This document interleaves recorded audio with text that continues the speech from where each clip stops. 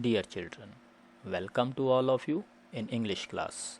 Hope that all of you are well at your home. Dear children, today we read chapter 5, that is quality with full explanation in bilingual language of your book Honeycomb. Dear children, as you know that I divided this chapter in 3 parts. We have done part 1 in previous lecture. Dear children, as you know that this is a story of shoemaker, that is Mr. Gessler, who lived in London. He has many qualities which is described by the writer in previous part. Dear children, today we will do the part 2nd. Let's continue. I cannot forget that day on which I had occasion to say to him, Mr. Gessler, that last pair of boots creaked, you know. मैं उस दिन को नहीं भूल सकता जब मुझे उसे कहने का यह अवसर मिला था, मिस्टर गैसलर, वह बूटों का अंतिम जोड़ा चूं चूं करता था. He looked at me for a time without replying, as if expecting me to withdraw or qualify the statement, then said, It should not have creaked. वह कुछ समय तक बिना उत्तर दिए मेरी ओर देखता रहा, मानो वह मुझसे मेरे कथन को वापस लेने या सुधारने की आशा कर रहा था. फिर बोला, चूं चूं नहीं करना चाहिए था. It did, I am afraid. मुझे खेद है, यह करता था, यानी चूं चूं करता था. You got them wet before they found themselves. आपने उन्हें उपयोग में लाने से पूर्व गीला किया था. I don't think so. मेरा विचार है नहीं. At that, he lowered his eyes as if hunting for memory of those boots, and I felt sorry I had mentioned this grave thing. इस पर उसने अपनी आंखें झुका ली, जैसे कि वह उन बूटों के बारे में सोच रहा था, और मुझे बहुत खेद हुआ कि मैंने ऐसे गंभीर बात कह दी थी. Send them back, he said. I will look at them. उसने कहा, उन्हें वापस भेज दें, मैं उनकी जांच करूंगा. Some boots, he continued slowly, are bad from birth. If I can do nothing with them, I take them off your bill. उसने धीरे से कहना जारी रखा, कुछ बूट शुरू से ही खराब होते हैं. यदि मैं उनके बारे में कुछ ना कर सका तो मैं उन्हें आपके बिल से निकाल दूंगा. Once only I went absent-mindedly into his shop in a pair of boots bought in an emergency at some large firm. एक बार, केवल एक बार, मैं खोया खोया सा उसकी दुकान में वह बूटों का जोड़ा पहने हुए चला गया जो मैंने ज़रूरत पड़ने पर जल्दी में किसी बड़ी फर्म से खरीदा था. He took my order without showing me any leather, and I could feel his eyes penetrating the inferior covering of my foot. उसने बिना मुझे चमड़ा दिखाए मेरा ऑर्डर ले लिया, और मैंने महसूस किया कि वह मेरे पैर के घटिया बूट को बड़े गौर से देख रहा था. At last he said, Those are not my boots. और अंत में उसने कहा, वह मेरे बूट नहीं है, यानी मेरे द्वारा बनाए गए जूते नहीं हैं. The tone was not one of anger, nor of sorrow, not even of contempt, but there was in it something quite that froze the blood. उसके स्वर में न क्रोध था, न दुख, न ही तिरस्कार का भाव, परंतु उसमें कोई ऐसी खामोशी यानी शांति थी जो खून को जमा रही थी. He put his hand down and pressed a finger on the place where the left boot was not quite comfortable. उसने अपना हाथ नीचे किया और बाएं जूते को उस स्थान पर उंगली से दबाया जो पूर्ण रूप से आरामदायक नहीं था. It hurts you there, he said. Those big firms have no self-respect. यह आपको यहाँ कष्ट दे रहा है, उसने कहा. उन बड़ी फर्मों में आत्मसम्मान की भावना नहीं होती है. And then, as if something had given way within him, he spoke long and bitterly. और तब जैसे कि उसके भीतर कुछ शिथिल पड़ गया हो, वह काफ़ी देर तक और कड़वाहट के साथ बातें करता रहा। It was the only time I ever heard him discuss the conditions and hardships of his trade.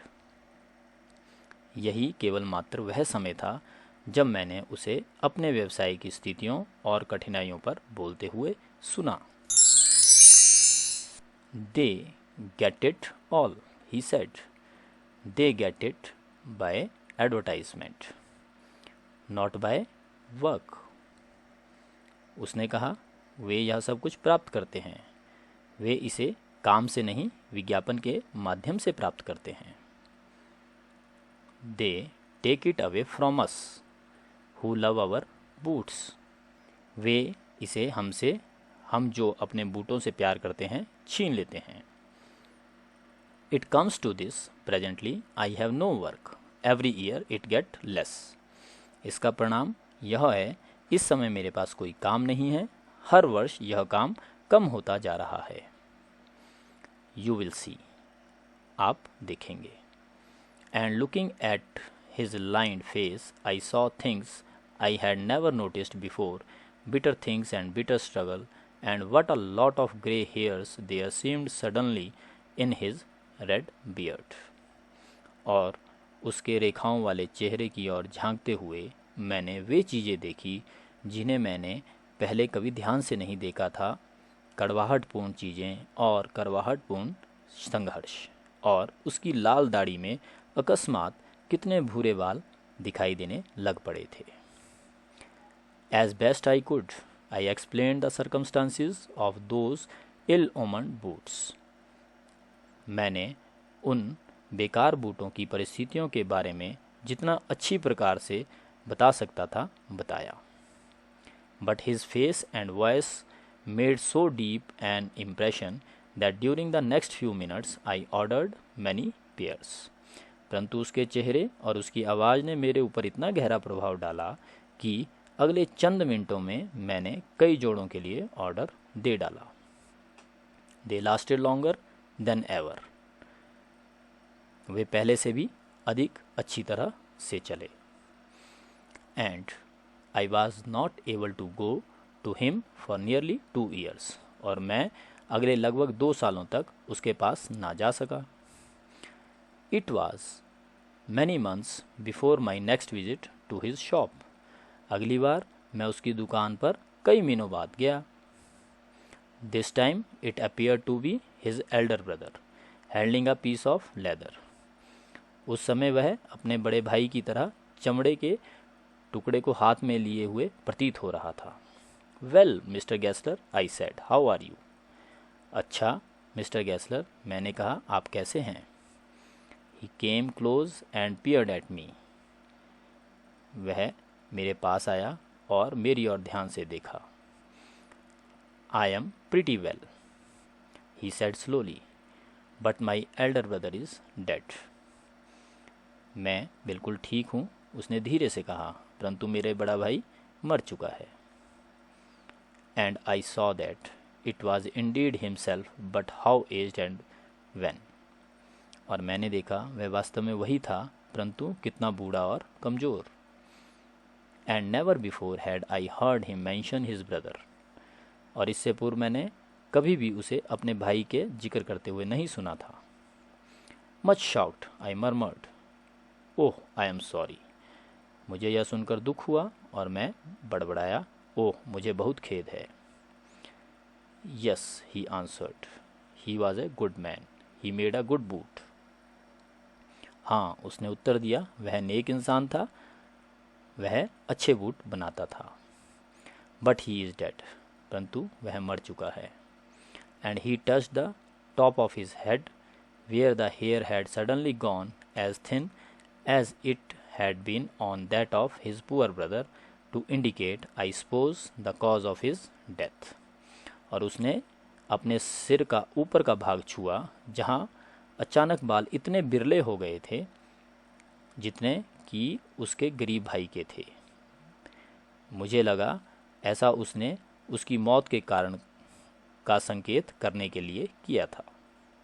Do you want any boots? and he held up the leather in his hand. It's a beautiful piece. क्या आपको कुछ boot चाहिए? और उसने अपने हाथ में चमड़ा ऊपर उठाया. यह एक सुंदर टुकड़ा है. So dear children, this is the second part of the story. Hope that you understand this portion of the story. Dear children, there is a worksheet along with this video. Kindly solve the questions given in the worksheet. Thank you. Be happy and safe.